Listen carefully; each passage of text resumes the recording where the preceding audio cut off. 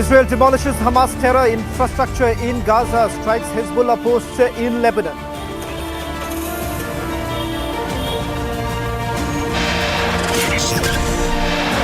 Israel increases deployment at Israel-Egypt border amid mounting tensions.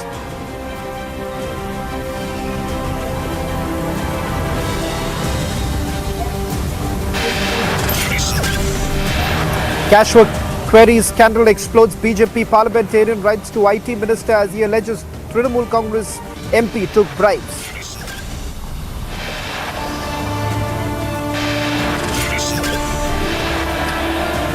Trinamool Congress parliamentarian denies allegation, sends legal notice to BJP MP Nishikant Dubey.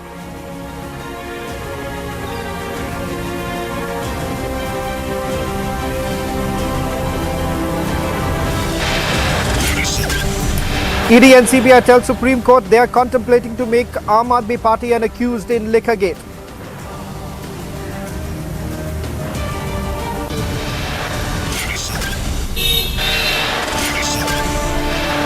Massive controversy after crores seized by IT department and raids. BJP fires corruption charge.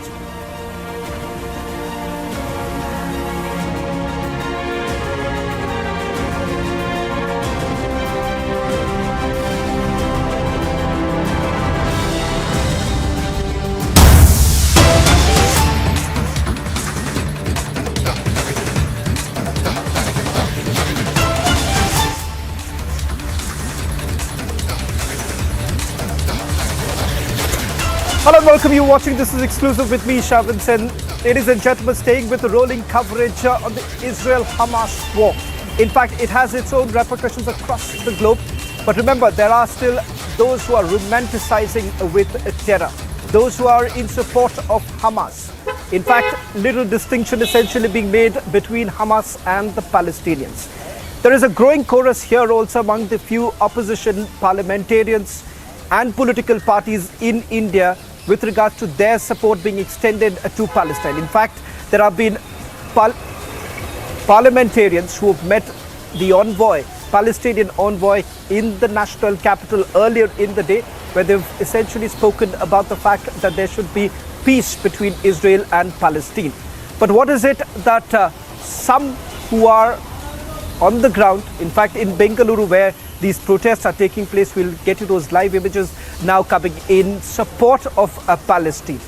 We'll try and go across to our reporter on the ground, Prajwal, getting us the latest details as a rally is basically underway in Bengaluru. Prajwal, if you can hear me, who exactly is spearheading this rally in support of the Palestinians?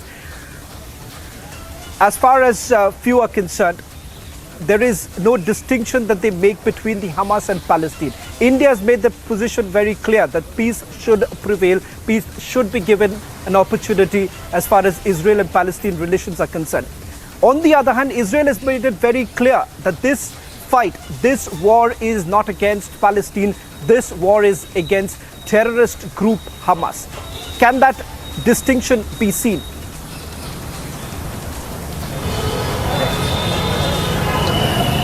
Shavan, this is the busy MG Road junction where hundreds of them have come out in support of Palestine as well. And these are various groups and students, organizations who have come together as well.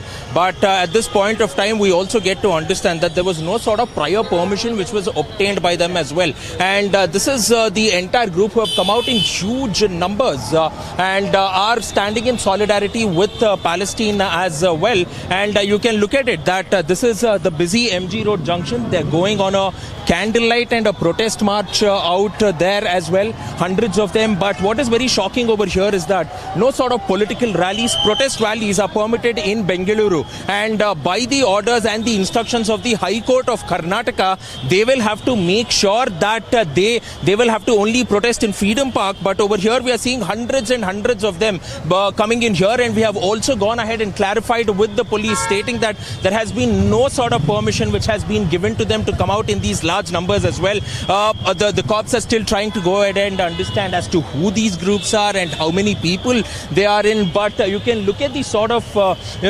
chaos that is being witnessed out here. You're also looking that the cops are trying to move them away and usher them away as well. And even as we are seeing, there is a complete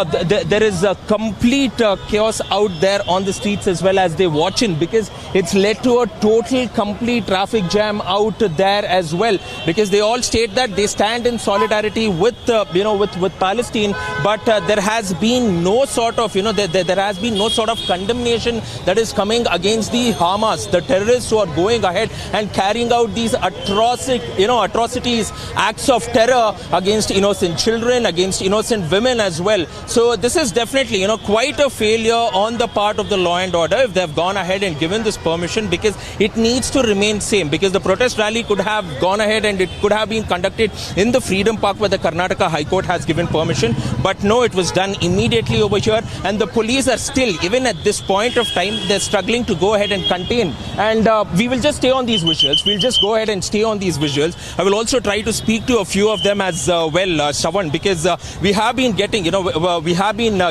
several voices out there, but you're also looking at the sort of crowd that is coming in, and even as we are looking at it, need to show these contrasting visuals of the cops who are standing by on the side of the road to make sure that they do not spill onto the main road in itself. And this is happening in prime time, in peak time, when there is peak traffic as well in Bengaluru, and this is one of the busiest streets out there in Bengaluru. So you're looking at this, the protest rally is passing by through the MG road as well, even as the cops are looking in, trying to go ahead and manage the traffic. So all said and done, now, we're looking at the sort of stance that is being taken in, and now as time goes by, we can only clearly go ahead and see that the crowd is only swelling at this point of time. So it is still to be understood, and questions need to be posed to the authorities as to how was the permission given in the first place, if it was given so, and the DCP has clearly gone ahead and stated that no sort of permission was given,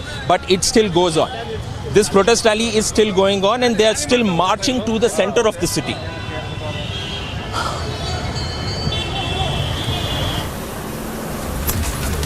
Well, in fact, thank you very much, Prajwal, for getting us the latest details. Shifting focus now to our ground coverage coming in from Israel, where our reporters Alisha Nair and Gursubran gets you this latest report from southern Israel. Remember, there has been a deadline that has been given to Gazans to evacuate from northern Gaza, moving towards southern Gaza. There is a growing pressure on Israel at this point in time coming in from the United Nations also. Remember, Antonio Guterres also pointing out that 1.1 million people evacuating from Gaza within a short stipulated time may not really be feasible. But remember, the United States of America steadfastly behind Israel, saying that they have a right to defend themselves. Several targets have been identified by the Israel Defense Forces. Remember, these targets have been pounded by them through those retaliatory airstrikes. But the bigger question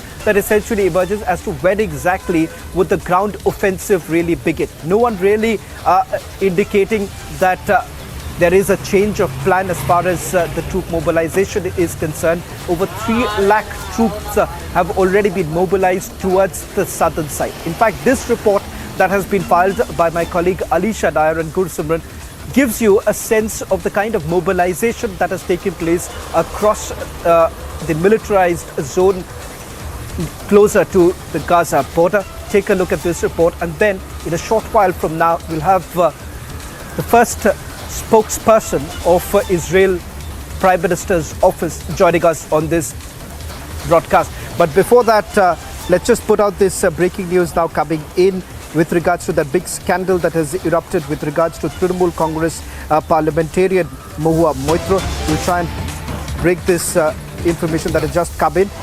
In fact, once again, Mahua Moitra, who's just amidst this scandal, has put out yet another tweet where she says, Mr. A, this lame statement, your best efforts, falling back on fake degree, parliamentarian and jilted exes, lies. I won't rest till Director ED and CBI tweets, investigates and freezes 13,000 crore coal scam you've stolen from Indians. I'm told even Prime Minister Narendra Modi is sick of you and your frauds. This after the Adani Group had also put out the first statement of this entire matter. Remember, the Adani Group essentially indicating that long back they had said that this is a pack of lies. This was being perpetuated by a section within the media, hinting at the Western media in particular. And remember, this was essentially being done to malign the image of the group.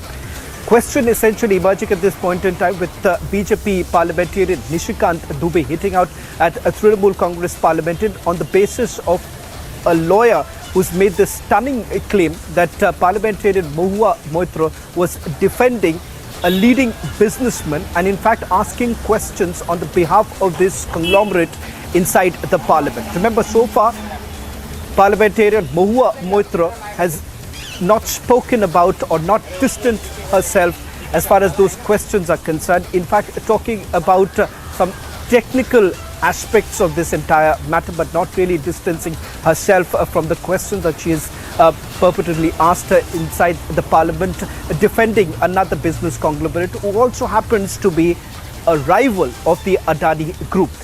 These are the latest details that are essentially coming in. Remember, there are two aspects emerging from the story. One with regards to Mahua Moitra, who's responded saying that Nishikant Dubey, against whom she has already complained about a fake degree. On the other hand, Nishikant Dubey and other BJP parliamentarians also targeting Trinamool Congress parliamentarian Mahua Moitra, whether at all cash was taken in lieu of questions that were asked on the floor of the parliament. In fact, a stunning revelation has also been made by IT Minister Rajiv Chandrasekhar, who's spoken about the fact that if at all this is true, then this is shameful on the part of the parliamentarian. So what exactly are the allegations that have been levelled against Trinamool Congress parliamentarian Mahua Moitra by BJP MP Nishikant Dubey? In fact, Nishikant Dubey has written a letter to Om Birla, where he has spoken about what a lawyer based out of the national capital spoke about the fact that there were questions, roughly about 50 to 65 questions that were essentially asked by the parliamentarian, which was on behalf of a leading business conglomerate. And this very business conglomerate happens to be a rival of the Adani Group.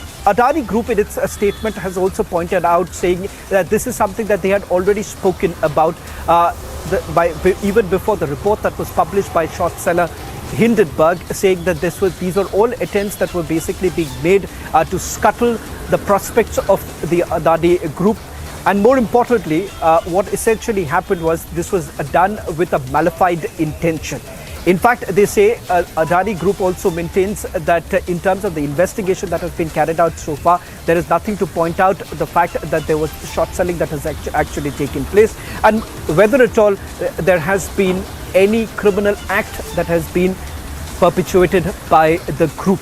On the other hand, Trinamool Congress parliamentarian daring the government, saying that put out more details that you have as far as this case is concerned. In fact, she says that a large part of the research work that is essentially done on behalf of the parliamentarians, almost everyone happens to be those being done by interns or, for that matter, even personal assistants.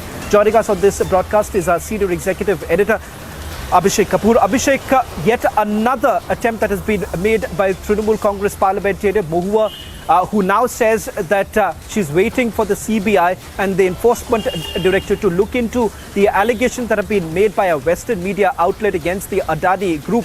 Adani Group in its first statement has already pointed out that we knew about it. We've been saying that there is an intention, perhaps by a section, to malign the image of the group. Well, those are along expected line reactions, Shawan, so far as Mahua Moitra is concerned, Adani Group is concerned. But what is important is that there is a correlation between the questions asked and the corporate interests of the entity on behalf of whom, or which is represented by Darshan Hiranandani, who's allegedly the person connecting the questions asked with Mahua Moitra and the corporate interests. So I think that's something which has to be investigated. We have seen the first beginning of which has been done with the BJP MP Nishikant Dubey writing to the Speaker. And remember, the Speaker is also the head of the Privileges Committee of the Parliament, and Nishikant Dubey has made a specific charge of privileges, contempt of criminal breach of trust and a breach of privileges issue. So obviously, it might go to the Parliament committee or an inquiry committee constituted by the Speaker. And then, of course, the Information and Technology Ministry, because what Nishikant Dubey alleges in his letter is that the questions that were asked were actually punched in by Darshan Hiranandani, and that he was given an unauthorized access by way of Mohua Moitra providing a login to, or the login details to Darshan Hiranandani, and he was directly asking the questions. So effectively, it's not Mohua Moitra asking questions, it's Darshan Hiranandani asking questions in the Parliament, and that's something which is abuse of the process, and that's what the Minister of State for Information Technology, Rajiv Chandrasekhar, said in his post. So I think it seems the government is serious. We have not seen an undue politicization in the sense that, for example, the BJP has not done a press conference on this and taken the issue to town. What they seem to be doing is, then let the Speaker take a call, let the government or the concerned ministry take a call on whether there has been any breach of law, and then things move forward from there. Mohua Moitra's defense, obviously, Shawan, is more on a rhetoric, more on a public pitch, which she's trying to claim victimhood. She has, in fact, thrown her own team under the bus, saying that, the assistants and the PAs might have access, and then let the login details come out, which obviously the government would want at some stage to come out. But the question is whether the questions were asked by Mohua Moitra becoming a proxy. That's something that perhaps would need to be investigated. Right. Well, thank you very much, Abhishek, for putting this into perspective, a story that we'll be tracking very closely, putting out more details from both sides. What really happens thereafter? Will some sort of action be taken by Lok Sabha Speaker Om Birla? Whether at all there is going to be an inquiry or not, there is much more to come in the coming few days. Shift to focus now to the story that we have been tracking very closely. Ladies and gentlemen, with regards to the current ongoing situation in Israel, what happens in the next few days, whether at all there's going to be a ground offensive or not? Is there building international pressure on Israel at this point in time to perhaps even go slow when it comes to their retaliatory strikes, keeping in mind the current situation in Gaza? In a short while from now, we'll also be joined by Israel Prime Minister Office's spokesperson, Mr. Levy, in a short while from now. I'm told that Mr. Levy has already joined us on this broadcast. Mr. Levy, thank you very much for joining us on Republic TV as we continue with our rolling coverage. Thank you very much for having me on the show. Over the last few days, Mr. Levy, we have spoken to several survivors on this entire matter, and we see the current situation being the way it is. As far as India is concerned, our position has been extremely clear that there can be no compromise with terror. So let me begin by asking you this question about the current situation, because there have been some sort of advice that has been given to you by the United Nations. Antonio Guterres says that 1.1 million people to be evacuated from Gaza cannot perhaps be done in such a short period of time. As a spokesperson of Israel's Prime Minister's office, could you give us a sense of what's really happening in terms of the evacuation and what lies ahead? Thank you very much. First of all, I want to relate what you said at the beginning. India really has been a solid supporter of Israel during this war, a war that was forced on us, understands that there can be no compromise with bloodthirsty terrorists who committed an ISIS-style atrocity last week, and Israel is very appreciative of India's support. Now, as for the humanitarian situation inside the Gaza Strip, look, we're watching the same images on TV, and I know that the situation inside the Gaza Strip is difficult to see. Here's the situation as Israel sees it. Israel intends to destroy Hamas.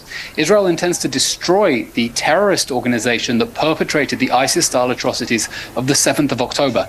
And in order to do that, in order to strike the legitimate terrorist targets inside the Gaza Strip, it is asking civilians to get out of harm's way temporarily for their own safety to the south of Gaza. We know that it's difficult, we know that it's not going to be easy, but Israel doesn't want civilians to be hurt. We do not want to see any more suffering.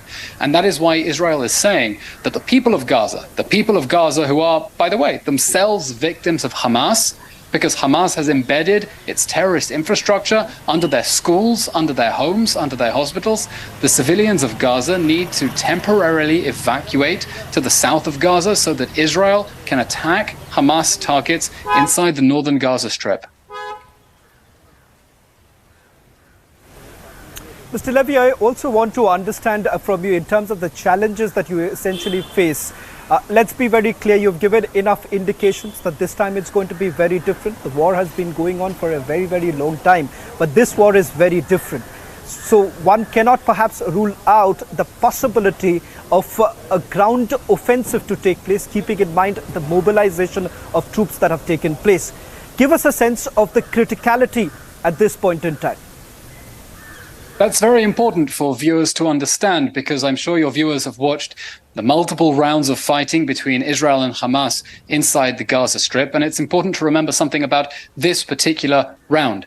It's not a round of fighting. This is a war. This is a war that Hamas waged on Israel, that it launched on Israel with an act of war, with a war crime. The October 7th massacre, when they butchered 1,300 people, injured nearly 4,000 people, took nearly 200 people hostages inside the Gaza Strip. That was a war crime. Israel was dragged into it, and Israel is going to defend itself now. This is an operation in which Israel has decided we can no longer exist with a terrorist organization like Hamas, with its ISIS-style atrocities on our borders so close to our home front.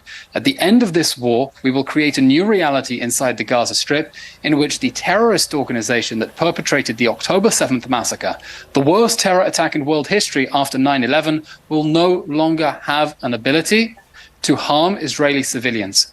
Hamas is ISIS. Hamas is worse than ISIS.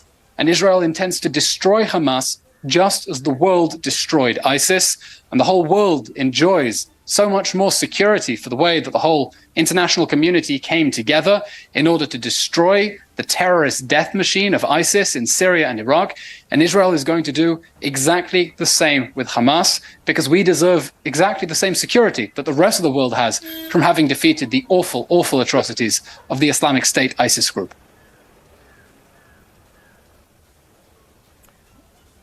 Mr. Levy, what is also very important, perhaps very little thought has been given by various media organizations, is also about the condition of the hostages that have been taken by the Hamas, which includes not just Israelis but also foreign nationals. Perhaps you've had some time to ponder upon this and questions that are essentially being asked. Could you give us a sense of what's the current situation like?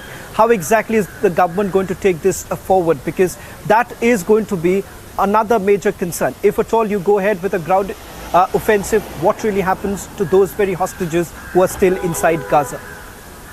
First of all, I'm glad that you're shining a spotlight on the plight of the Israeli hostages inside the Gaza Strip and reminding the world that Hamas attacked not only Israelis but foreign nationals. In fact, Hamas attacked, killed, abducted, injured nationals of 42 states around the world. That is why we say that this was a crime against humanity. This was an attack on humanity, and that Israel's response to Hamas, destroying Hamas, is in defense of humanity.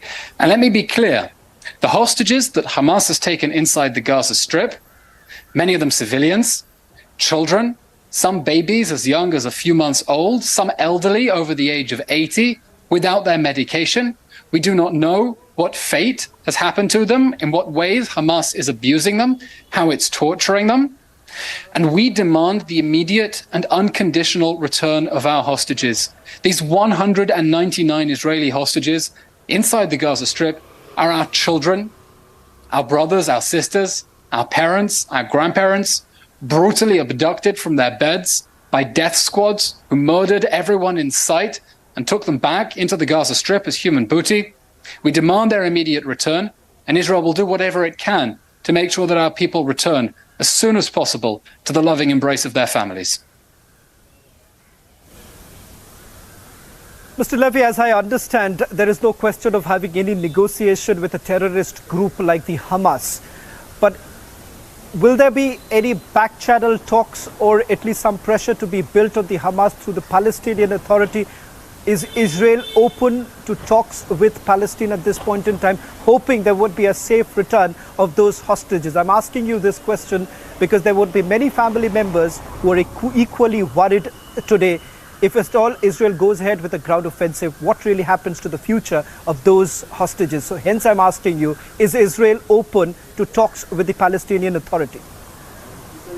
First of all, the Palestinian Authority has no direct involvement with this. We're talking about hostages that have been abducted by Hamas and by Islamic Jihad, two proxies of the brutal regime in Iran, Hamas and Islamic Jihad, that are holding our people hostage inside the Gaza Strip, and we will do whatever we can in order to bring them home safely from captivity in the hands of these two genocidal terror organizations.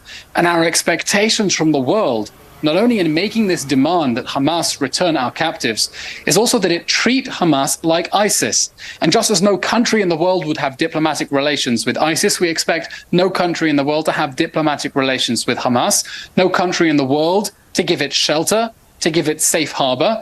And we expect the international community to act forcefully to impose sanctions on whichever country is giving harbor to the new ISIS, to Hamas, the brutal terror organization that perpetrated the 7th of October massacre, butchering, beheading, burning whole families alive, now holding 199 vulnerable Israelis for the 10th day inside the Gaza Strip. We want them back, and we expect the world to apply all necessary pressure on Hamas, on its backers, to make sure that we have our children, our friends, our families, our grandparents back home safe and sound. Mr. Levy, I would also like to touch upon other aspects with regards to whether at all are you right now looking at a two-front war, given the fact that Hezbollah too has been active. There have been attempts that have been made by the Hezbollah from the northern border. Could you give us a sense of what's really happening? How exactly are you tackling the threat emanating from Hezbollah at this point in time? Hezbollah has been escalating its attacks on Israel on the northern border, and I want to make one thing clear. Israel does not want war with Hezbollah in the north, just as we didn't want this war that we have been dragged into with Hamas in the south. But if Israel is forced to fight on two fronts, both against Hamas in the south and Hezbollah in the north, we will fight on both fronts and we will win. We are ready to do so. And if Hezbollah drags Israel into a full-scale war, the state of Israel will hold the Lebanese state responsible with all attendant consequences. It's in that context that we are especially grateful to the United States for sending 2 aircraft carriers into the eastern Mediterranean in order to send a very clear message to Iran and to Hezbollah. I can only quote the words of our good friend President Biden in his very moving speech last week. He said to anyone thinking of messing with Israel at this time, our message can be summarized in one word: don't.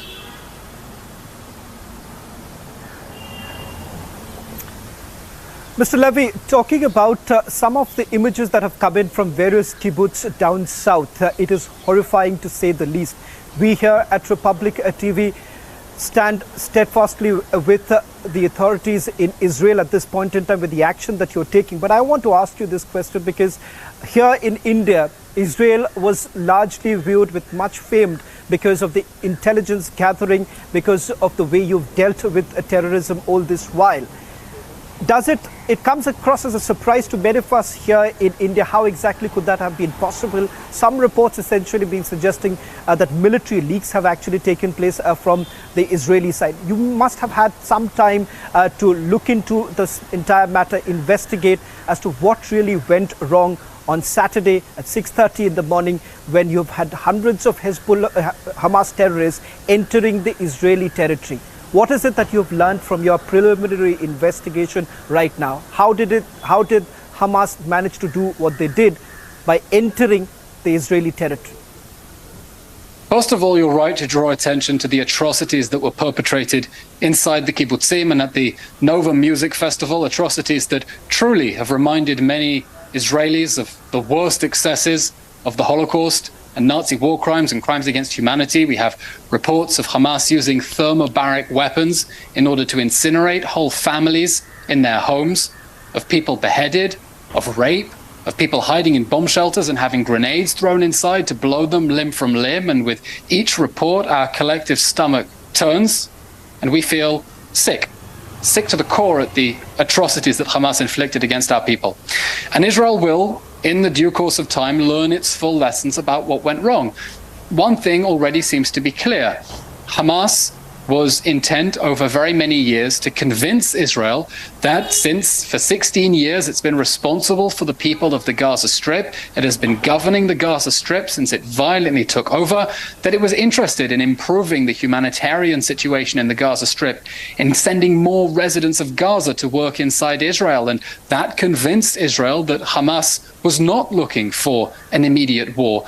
And now we know that this is what they were planning all along with this brutal crime against humanity. And I want your viewers to keep that in mind as we watch the next difficult phase of the war, that this war erupted because Hamas put so much effort into tricking the world that it cared about the humanitarian situation inside the Gaza Strip, that it cared about improving the lives of Palestinians, when we know now that Hamas has no regard for human life, that it uses innocent civilians as human shields. We just have a report now from UNRWA, the Palestinian Refugee Agency, that people from Hamas stole supplies from humanitarian shelters. And it's important to understand as we watch the scenes unfolding on our TV screens that the Gaza Strip remains controlled by a brutal terrorist organization that has brutalized and butchered our people, but also treats its own people, the civilians of the Gaza Strip, with extreme cruelty. And we hold all loss of human life, all harm to human life inside the Gaza Strip to be the sole responsibility of the ISIS-like terrorist organization that controls that strip of land. Mr. Levy, many are still wondering how exactly did Hamas manage to have a stockpile of ammunition of this nature. AK-47s, Kalashnikovs were used by Hamas to carry out this massacre, which perhaps no one has seen for a very long time. I'm asking you this question because all this while there were a lot of speculations about Iran's role. Does Israel's Prime Minister's office at this point in time have any evidence of the role of any other country in backing Hamas, providing them with the kind of support they need? And many are still wondering what really happens to the role of countries like Turkey as well as Qatar. First of all, the fact that Iran is Hamas's patron, that Iran has genocidal ambitions towards the Jewish people, calls the state of Israel a cancer that must be eliminated, that wants all of us, including me, dead. That's no secret. Iran is very open about that. And with the war that we saw Hamas unleashed on us on the 7th of October, that was a step in the plan of Iran and its regional parties, its regional proxies and terror groups towards advancing that end of murdering Jewish people and destroying the state of Israel, something we will obviously not allow them to do. Many of the weapons that we saw inside the Gaza Strip were produced inside Gaza, by the way, often by stealing resources away from ordinary people, stealing and diverting humanitarian aid in order to build their war machine. Just a few days ago, we saw a shocking video in which Hamas boasted that it had actually been digging up water pipes inside the Gaza Strip in order to convert them into rockets. The world is giving humanitarian aid to Gaza in order to support its economic development, and Hamas has been literally ripping water pipes out of the ground to turn them into rockets and shoot them at us. Now, as for your question about other countries that have been giving Hamas support, Israel's position has been clear. Hamas is ISIS. It must be treated as such, as an enemy of humanity, an enemy of civilization, an enemy of peace.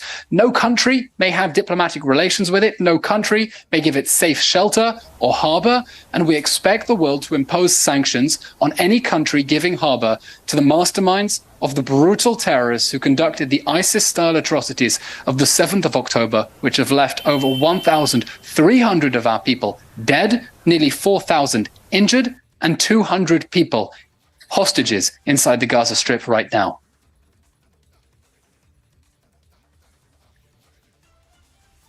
Now worried about reports that are now coming in with regards to Saudi Arabia, that they have now put the normalization of ties with Israel on an ice pack. what really happens to that? Because a lot of effort was being made by the United States of America to ensure that Saudi Arabia comes around. How exactly is Israel taking this forward with regards to Saudi Arabia?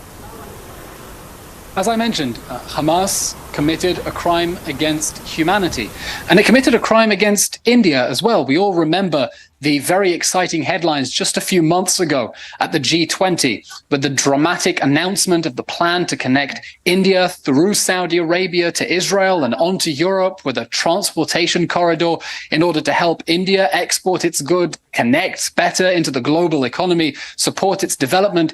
And what Hamas did with this attack was an attack on peace and normalization in the Middle East. It was a direct attack on the hopes to integrate the global economy, to bring India closer into the Middle East, to connect it through Saudi Arabia and Israel, because Hamas, supported by Iran, don't want peace or prosperity or security. They want to export a barbaric agenda of terrorism, of butchery, of murder. They don't support development. They don't support prosperity. And they're actively trying to sabotage attempts towards normalization in the Middle East.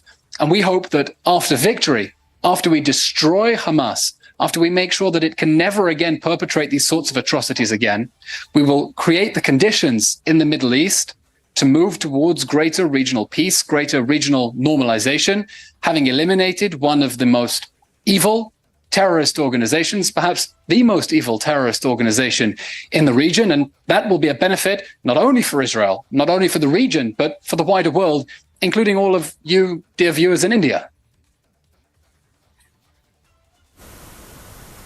Mr. Levy, while this action is being taken, much needed action against Hamas, is Israel also considering or working parallelly with other Middle Eastern countries to at least build the much needed consensus? Because this time around, perhaps there can be no nudge, wink, wink approach while dealing with terrorism. So you do need the Middle Eastern countries. Can you confirm to us whether at all you are in touch, whether back channel talks are basically going on with other Middle Eastern countries?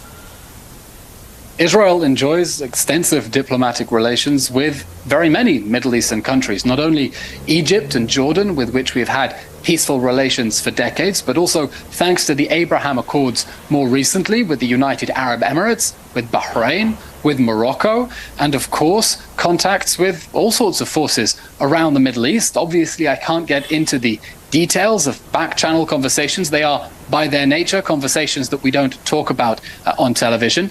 But Israel is, of course, concerned, first of all, to win this war against the ISIS-style terror machine that unleashed the atrocities of the 7th of October, and to do that so that we can enjoy more peace and prosperity in the Middle East, so that we can restore security, the security that our people deserve, the security that our people need, and we expect the whole world to rally to our cause. And I think, really, with this atrocity, unlike other Hamas attacks, and this is, of course, not the first Hamas terror attack, and our country has bled terribly because of Hamas's brutal terrorism against us, but I think this time the world really understands with, I'll repeat, the worst terror attack in world history after 9/11. In absolute terms, the death toll is now half a 9/11.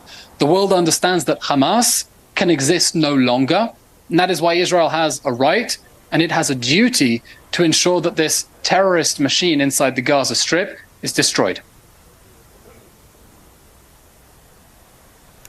Mr. Levy, one final question that I would like to take with you is with regards to what is it that you are seeking at this point in time from India? Let's understand that your Prime Minister and Prime Minister Modi enjoy a fantastic relationship, a personal equation too. Is there anything that Israel expects from India? And perhaps the talks that have taken place so far, is there anything in the near future, a tangible aspect that you're expecting from India?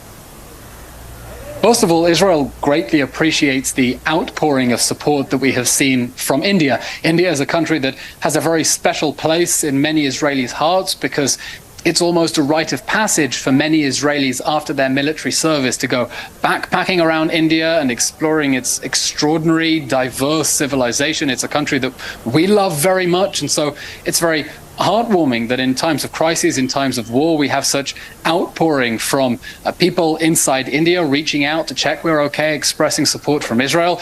And it's a welcome change, actually, from the scenes that we've seen in other places in the world where, I can't believe I'm even saying it, but people have been expressing support and solidarity with Hamas and with its brutal terror attacks against the people of Israel. And in India, we've seen an outpouring of support. And I hope that as we enter the next phase of what is going to be a very difficult conflict, because this is a war that Israel is determined to win, and it's determined to win so that Hamas can never again perpetrate these atrocities, India will continue to remain by our side, continue to loudly support our right and our duty to defend our people, and to pursue that legitimate military goal, which is to make sure that ISIS, just like Hamas, is destroyed, so it can no longer harm our people or any of the other people it murdered, butchered, massacred, or abducted from 42 nations on the 7th of October. Well, thank you very much, Mr. Levy, for joining us on this broadcast. And I must tell you, from everyone here at Republic Newsroom, prayers for you, your family members, and each and every one in Israel to stay safe. Thank you very much. We really, before I let you really go, do I would also appreciate like it. to take the opportunity to send across one message. Mr. Levy, just one small message that I want to send across from everyone here at Republic Media Network. The last time Israel Prime Minister spoke to any Indian news channel, it was Republic Media Network. We are hoping that in better times, Israeli Prime Minister Benjamin Netanyahu would once again choose Republic Media Network to address all viewers in South Asia. That's a request coming in from one of the leading South Asian networks. We're all hoping for better times. Thank you very much for your thoughts and prayers.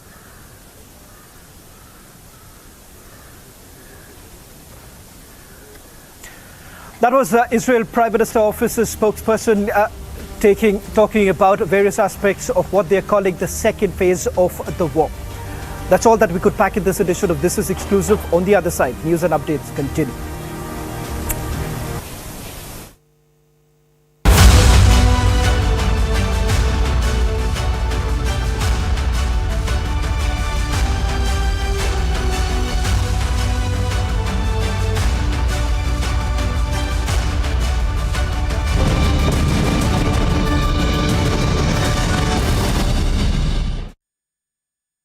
Amity has been ranked India's #1 not-for-profit private university for 11th year, with top 10 ranked institutions in management, engineering, biotech, law, masscom, telecom, hospitality, fashion and more. Yet another top ranking for Amity University.